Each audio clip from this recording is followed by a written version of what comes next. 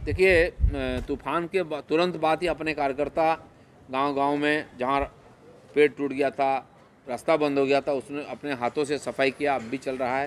लेकिन उसके साथ साथ जितनी नुकसान हुई है लोगों की, सबकी हमने लिस्ट बनाया है, कितना नुकसान है, फ़ोटो भी खींचा है और उसी को एक बना करके हम बीडीओ एसडीओ को भी दे रहे हैं कि उनको सुविधा हो लोगों तो और रिलीफ पहुंचाने के लिए। लेकिन मेदिनीपुर ज़िला का मैं बता सकता हूँ, मेरा जो चुनाव क्षेत्र है दांता नारायणगढ़ है, एक ब्लॉक में 1500 जो घर टूटा है उसका लिस्ट बना के हमने दिया है वीडियो को। लेकिन उन्होंने 271 लोगों को 20-20 हज़ार रुपया दे दिया। उसमें 270 लोगों का पक्का मकान है, कोई नुकसान नहीं हुआ है। क्योंकि यहाँ की जो ट्रेडिशन चली हुई है, सरकारी परियोजना की जितनी पैसा लूट होती है काटमानी और सिंडिकेट के माध्यम से, वो दोबारा चालू हो गया।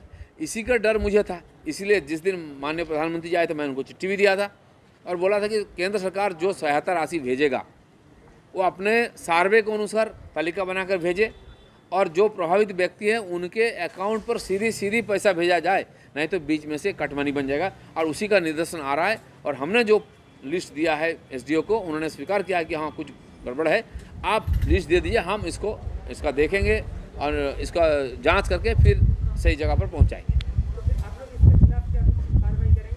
नहीं, अभी तो हम सरकारी जो ऑफिसर उन तक पहुंचा रहे हैं सही जो तथ्य है और डाटा, उसके माध्यम से हमको लगता है कि इसका सही समाधान होगा। अगर नहीं होगा तो लोगों को लेकर आंदोलन भी करेंगे और कोर्ट तक जाएंगे। ठीक, आपकी तरफ से कोई क्वारंटाइन सेंटर तैयार किया जा रहा है?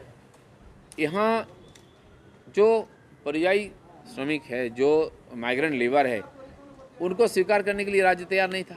लेकिन मजबूरी के कारण केंद्र सरकार रेल के द्वारा जो भेज रहे हैं उनके लिए कोई व्यवस्था नहीं है, ना तो टेस्टिंग का, ना तो सैनिटाइजर की, ना तो क्वारंटाइन की। इसीलिए जहाँ कहाँ उनको छोड़ दिया जाता है, पंचायत के हाथ में सौंप दिया जाता है। पंचायत को देखभाल नहीं करता है, ना भोजन पानी मिलता है, ना रहने की ठीक ठाक व्यवस्था। सब जगह इसको लेके प्रदर्शन हो रहा है, झमेला हो रहा है। इसलिए हम लोगों को लगा कि ऐसा कुछ व्यवस्था करनी चाहिए अपने तरफ से। जैसे कि मैं पीपी मंगाया था दिल्ली से, जब शुरुआत में ही मैंने हॉस्पिटल में खुद दिया था। जैसे कि हमारे कार्यकर्ताओं को लेकर के हमने पेड़ काट के रास्ता साफ करने का काम किया है इतनी बड़ी त्रासदी के समय, लोगों के सामने उदाहरण रखने के लिए। इसी प्रकार मिदनापुर खड़गपुर लोकल में एक क्वारंटाइन सेंटर हम अपने ढंग से बना रहे हैं कि जो एक मॉडल के रूप में हो। डॉक्टर से बात करके कर रहे हैं कि जो कुछ लोग वहाँ रहेंगे उनके साथ किस प्रकार व्यवस्था होना चाहिए।